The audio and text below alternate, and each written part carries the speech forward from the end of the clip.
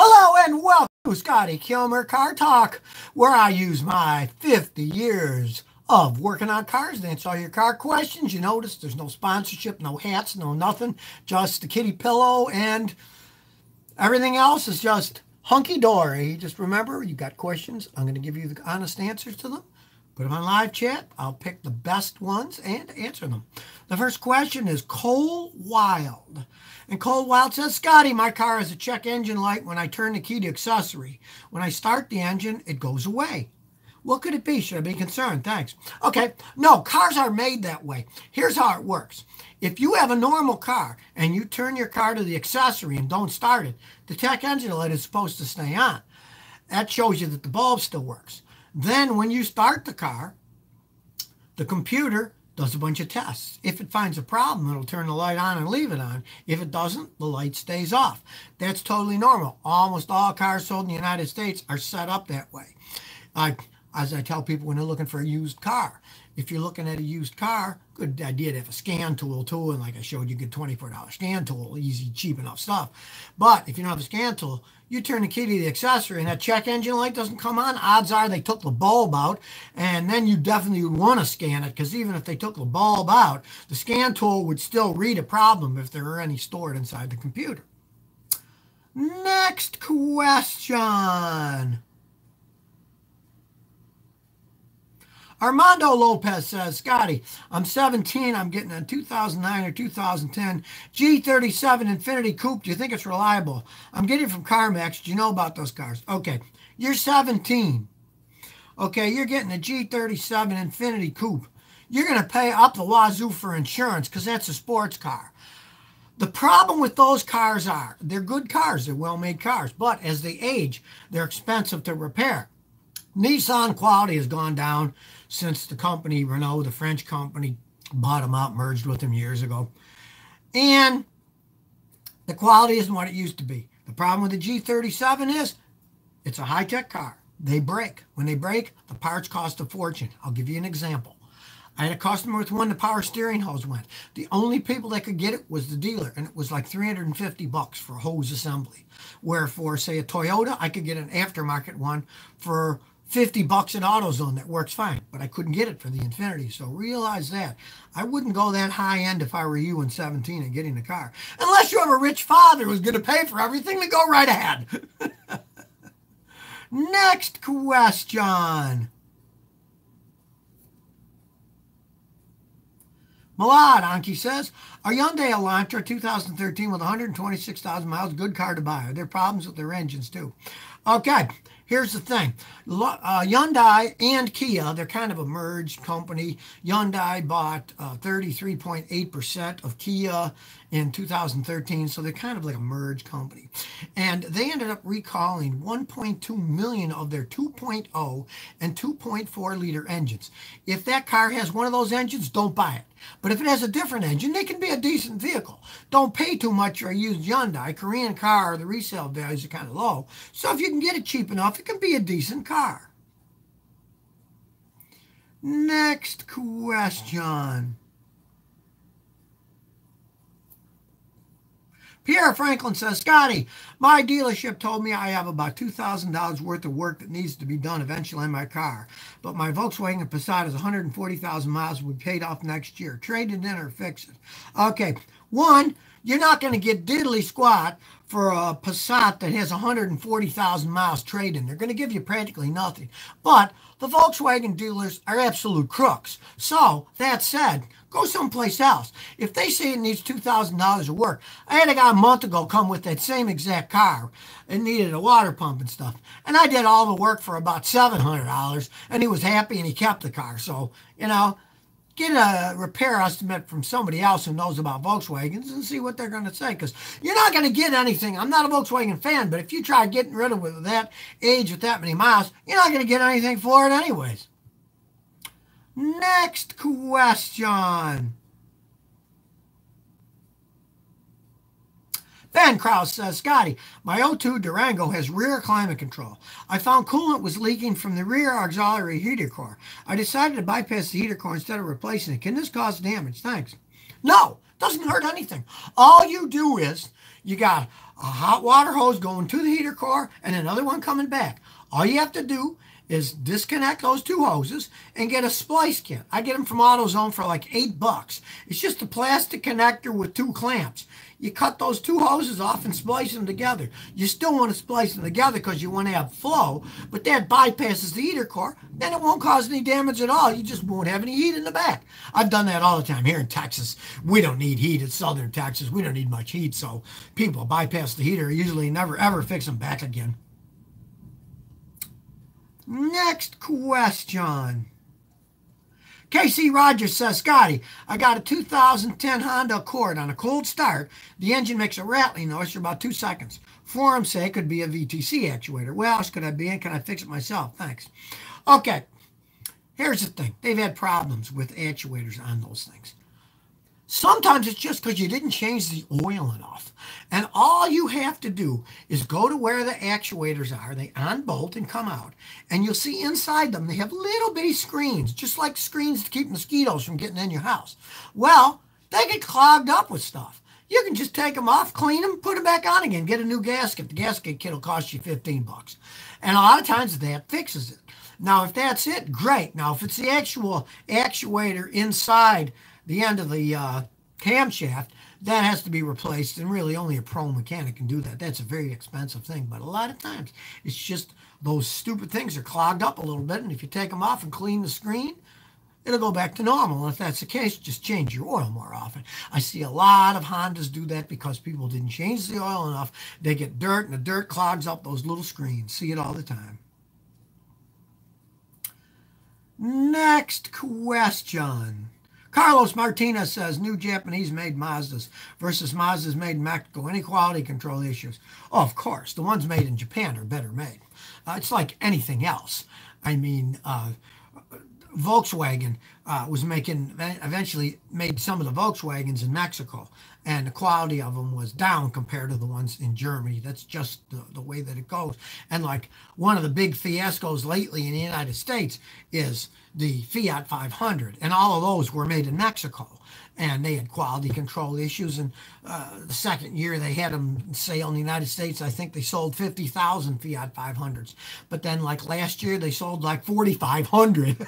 So people aren't buying, the quality's down. Let's just face it, Mexico is not known for quality control, and I would personally not buy a car made in Mexico like those the neons that they made there in the PT Cruisers that were made in Pueblo, Mexico. Their quality was, they were horrible vehicles. They just fell apart with all my customers that bought them. They never bought another one after buying the first one. Next question. The Slayer says, Scotty, there's water coming inside my car. I thought it was the new windshield was installed wrong, but they checked it and said some part of the AC is broke. It leaks in there. What can I do? Okay, one, here's the thing. Never trust anybody that did work and said, oh, no, it's okay, we didn't screw up. If that leaking occurred after the new windshield was put in, odds are they didn't put it in right, and they're not going to tell you that, because the only way that can be fixed is by tearing a windshield out and resealing it, because the only thing that holds that windshield in is the silicone glue that they put on the bead on the inside of the windshield and then squash it in. So I wouldn't know if I'd believe them, but if it is your AC, that's the AC evaporator. It fills up with water, because if you live, especially where I'm in Houston, Texas, it's hot and humid. Air conditioning is real cold. So when that hot, humid Texas air hits the evaporator in your dash, it makes it rain inside and creates a lot of water.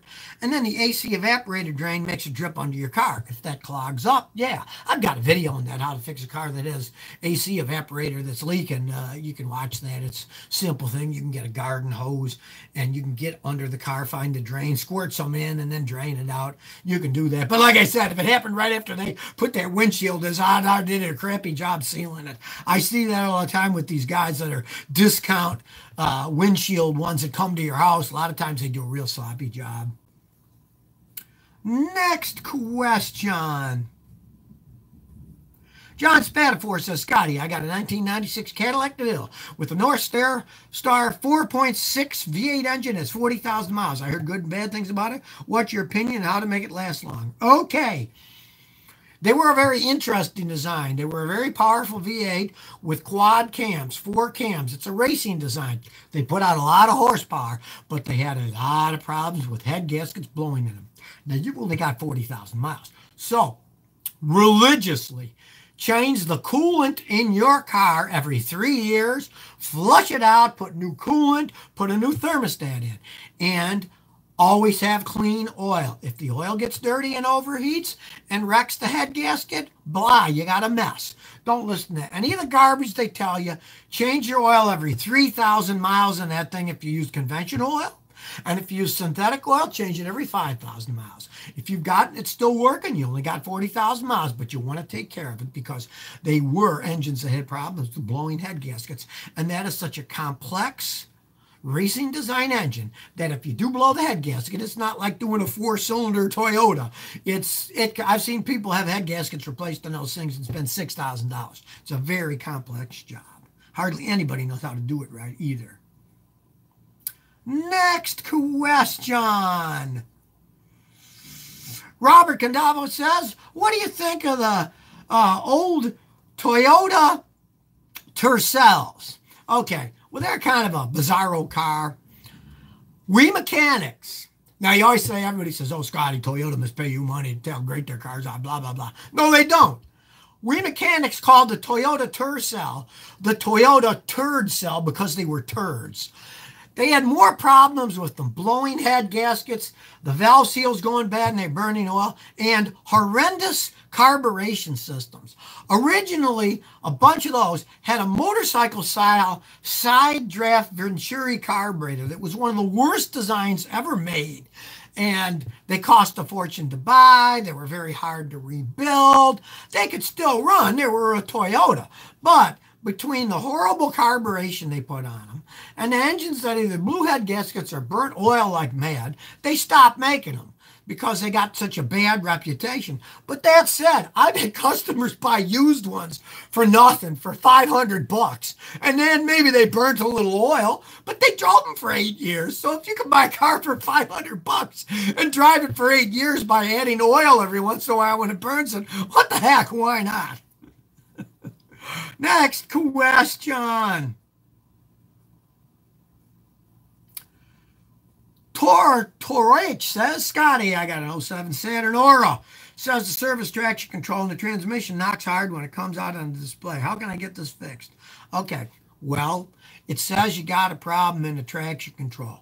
That is a computer run system. The only way you can figure out what's wrong is you got to find a guy like me. Then we get our fancy scan tools that cost thousands and thousands of dollars and that we have to spend thousands every year paying for upgrades to get all the upgraded software to analyze what's wrong with your traction control system. It's all run by computers. It uses your ABS brake system. It uses the wheel speed sensors. It's very complicated. Now, if it runs okay otherwise, other than a clunk here and there, on that old Saturn Aura, I'd live with it. But if you do want to know what's wrong with it, say if you were in Houston, you'd come to me and I'd say, okay, I charge $75 to diagnose the car. I'd hook up my machine, I'd analyze the traction control, then I'd show you on the screen, here's the data, drive it down. Maybe if you were lucky, there's a bad wheel speed sensor. And I'd say, okay, this is what's wrong. And I'd look it up on my computer and say, here's what it costs to replace it if you want to fix it. You'd have to start there. Then if it's too much money, just live with it. It doesn't hurt anything. Next question.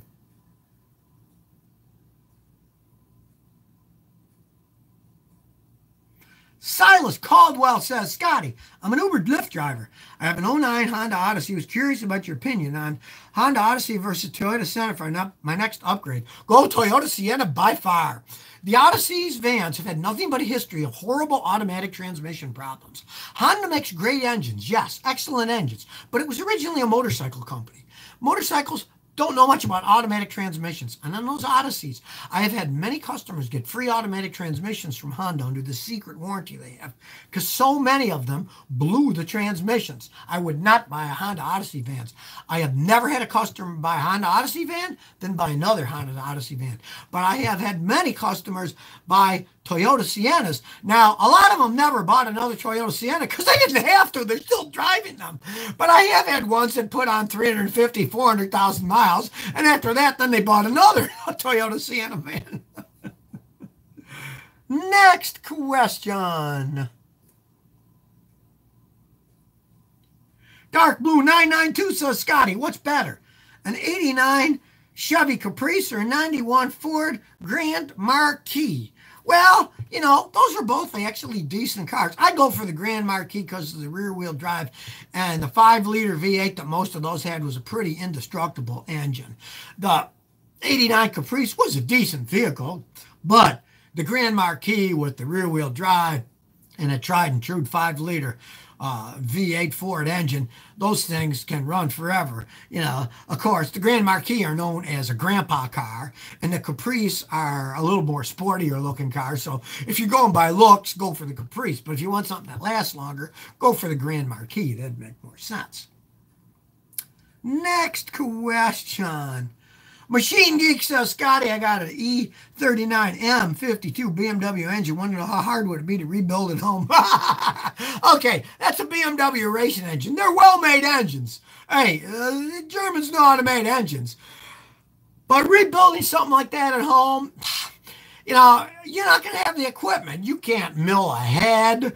You can't hone those cylinders correctly to thousandths of an inch. You got to send all that stuff out. I mean, if you know a good machine shop and you want to strip it yourself and then send the block and send the head out and send the cams and the crank out to be checked and milled if they have to, and then get oversized bearings, go right ahead. But it's not something that you're going to be able to do correctly all by yourself, because you're just not going to have the equipment to do that kind of stuff. The equipment that measures, that can mill those things, costs hundreds of thousands of dollars, so you're not going to be doing that yourself. But if you want to take it apart piece by piece and send it to machine shops, go right ahead. You can learn a lot that way.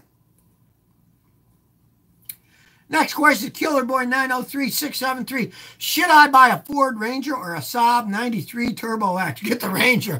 Those turbos are endless money pits. Saab's a bankrupt company, and those Ford Rangers can last forever if you take care of them. But they're completely different vehicles. I mean, what are you looking for? You know, a Ford Ranger is a good little pickup truck, and the Saab 93 Turbo X is basically a racy little sports car. You're talking about apples and oranges there. But I would never buy the Saab. I mean, they're endless money pits.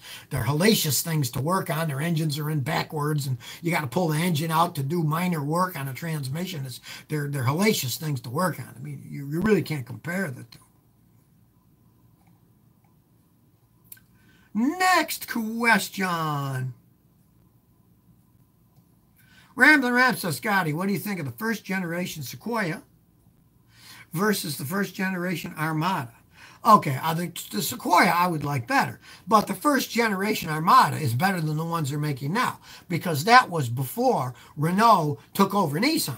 So it was just Nissan, the Japanese, designing and building them. So they were better built. They really were. And if you go back even further into the past to when Nissan was called Datsun, they made indestructible cars back then. They made little B210s that had no horsepower, but they could run forever. And they made the first real good, popular Japanese sports car, the 240Zs. They were the first real popular Japanese sports cars. So now Nissan doesn't make such great vehicles, but they did back then. Next question.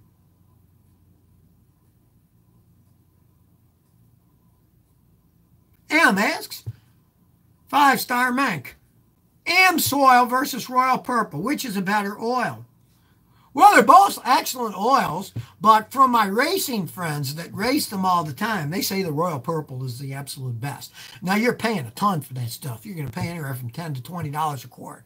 It's super expensive stuff. It's overkill for a regular car engine, but if you're racing a car, you know, you want the most protection you can possibly get. And my friends that race cars, they all swear, well, most of them, by the Royal Purple. They used to like the Mobil 1, but then a few years back, they all switched because they said, oh, our oil pressure's running lower, and the oil temperature gauges, because race cars have oil temperature gauges too, they were running too hot, and a lot of them used the royal purple now. They like it. It's expensive oil, and you don't necessarily need that much protection, but for race car guys, they swear by it.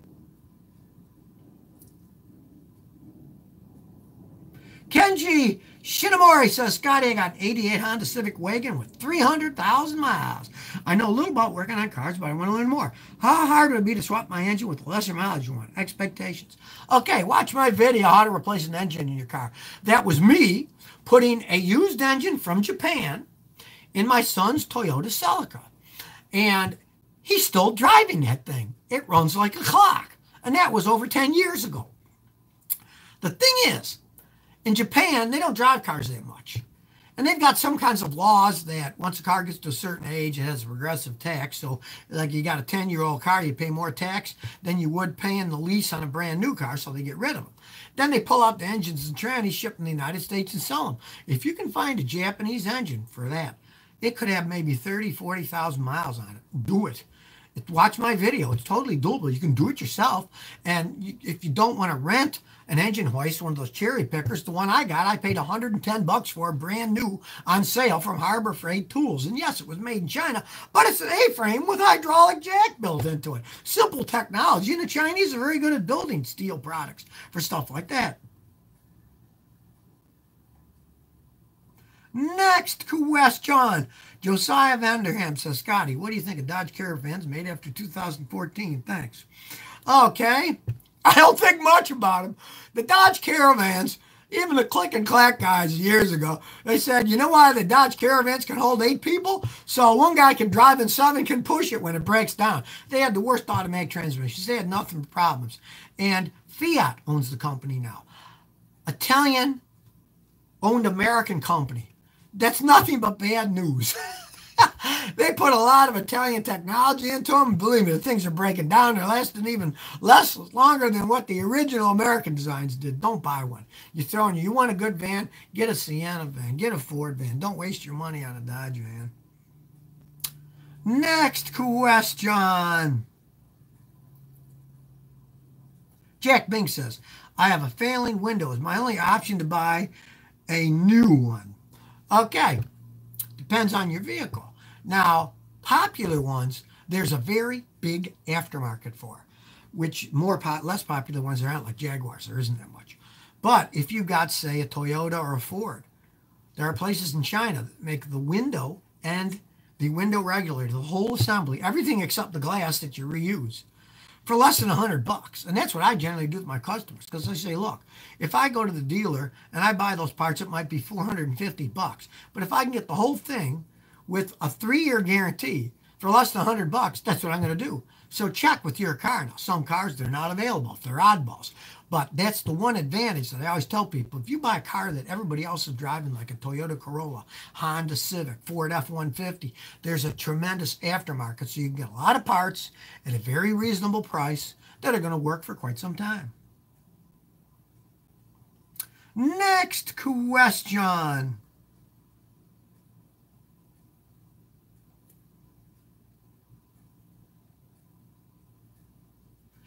Andran Gazup says, I've seen your Toyota Celica is pretty much bulletproof.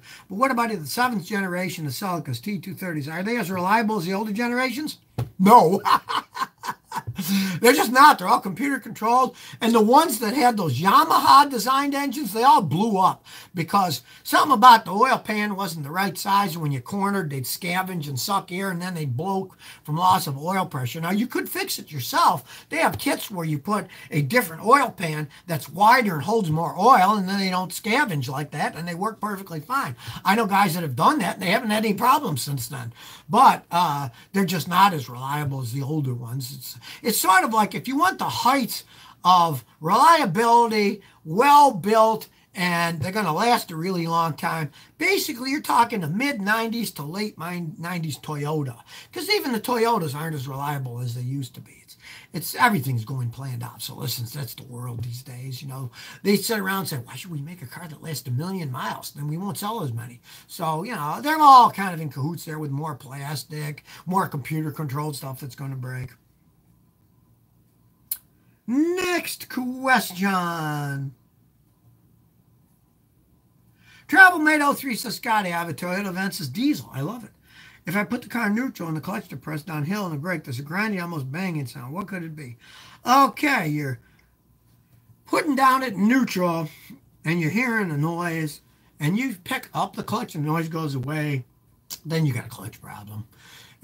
Could be the throwout bearings going or the clutch pressure plate. The springs are going out and they're clanging around inside. Time to pull off the transmission and put a new clutch. And when you buy a clutch, take my advice. Don't just think, oh, I need this one piece. Buy an entire clutch kit, because you can get clutch kits for less than 150 bucks most of the time if you price around. Has every single piece that you need. Has the throwout bearing. Has the clutch pressure plate. Has the disc. It has all the parts that you need, and the good ones even have a little alignment tool so you can set it up and have it aligned so the transmission slips in better. Always buy the whole kit. Don't just buy one part. It's an expensive job. Pulling a transmission takes a lot of time. You don't want to try to save nickels when you're doing a job like that. Next question. Larry Bibby says, Scotty, I love the show. I got a silly question. There aren't any silly questions if you don't know the answer. Can you disconnect the battery so you drain all the juice? Will that reset the computer ABS? Okay. A lot of it depends on the vehicle, what type it is, what year it is. But generally, the ABS system has got a memory in it that's going to stay. So if you disconnect the battery, wait a minute and put it back on, and you got an ABS code, generally it's still going to be on. I mean, if you want to try it, it resets it, great. But if your light's on, generally it means you got a problem. So even if it reset it and you turn it on, you drive around the block and the computer sees, yep, that ABS problem's still there, it'll turn it right back on, you know. It's no miracle. I mean, you can try. But on most modern cars, they've got enough whole keep alive memory in them that once they trip the code, it's not going to get rid of that code unless you get a guy like me with a high-level scan tool that says reset all the ABS codes. When we get it, when we say reset codes, it gives us a list of what codes we want to reset. So we can pick either all or one at a time to set. And if you just take the battery off, usually it won't reset the ABS on most cars, any modern ones anyways. Next question. Lottie says, Scotty, would a steering wheel conversion from right-hand drive to left-hand drive be worth it on, let's say, a Supra or a GTR? Not really, because it's such a pain in the butt to do, and it costs so much money.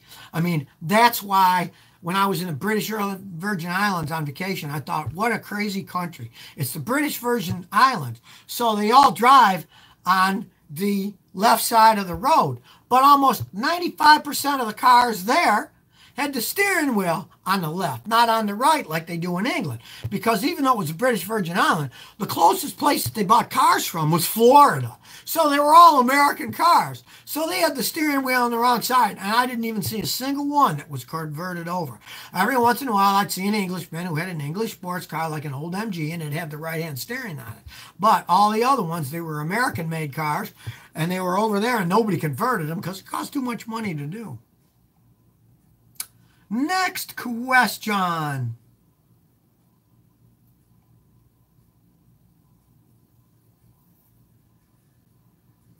Slow down low, 210 says, Scotty, what do you think of the 2000 Mitsubishi Galant ES with 100,000 miles for $500? I'm from San Antonio. The AC blows ice cold. That's all I care about. Do you think it's a good buy? Okay, well, if it has ice cold AC, you're paying $500 for a Japanese car that has 130,000 miles, and you road tested and shipped. Yeah, it's a good buy. I mean, you want to rent a car. I rented a car for 5 days. It cost me $500, you know? So what the heck? Give it a chance. You know, if it's a standard transmission, it's a steal. If it's an automatic, they got real weak automatics, and if you do have it, and after a while, the automatic transmission goes bad, and Mitsubishi just get rid of it. But what the heck? Why not buy it for $500, you know? That's nothing. Next question. Brian Moreno says, Scotty, my automatic Lexus IS 300 takes forever to ship between first and second.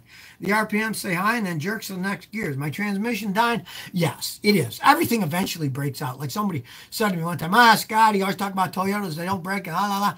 Everything breaks eventually because of friction. It's just a matter of the time frame. Now, if you have a car and it took 30 years or 500,000 miles to break, you got your money's worth, right? But if you buy a car like a Chrysler and it falls apart at 70,000 miles and it's 6 years old or 4 years old, you didn't get your money's worth. So, it all depends on how long it takes friction to break the thing down, and that's just flat wearing out, and they do cost a fortune to rebuild correctly on those Lexus. There's no arguing that. Next question. Skydog says, got an 03 F-150, 4.6. It keeps losing oil pressure and has engine noise. Would it be the oil pump? Well, that's the most obvious thing. What you want to pray is have somebody drop the oil pan, put a new oil pump in, and pray it's just the oil pump. If it still does it once you put a new oil pump in, that would mean the engine bearings are worn, and you'd have to rebuild the entire engine. And in that case, if you like the truck, you better just put in another engine in than you are fixing that one. Well, that's it for this today. Now remember, every day of the week on the Scotty Kilmer channel on YouTube, I upload a new video. So subscribe and hit that notification button so you'll never miss another one and be notified. And I'm here every Thursday at 1 o'clock Central Standard Time on YouTube Live answering your questions, and Saturday at 10 a.m. Central Standard Time. So I'll catch you then.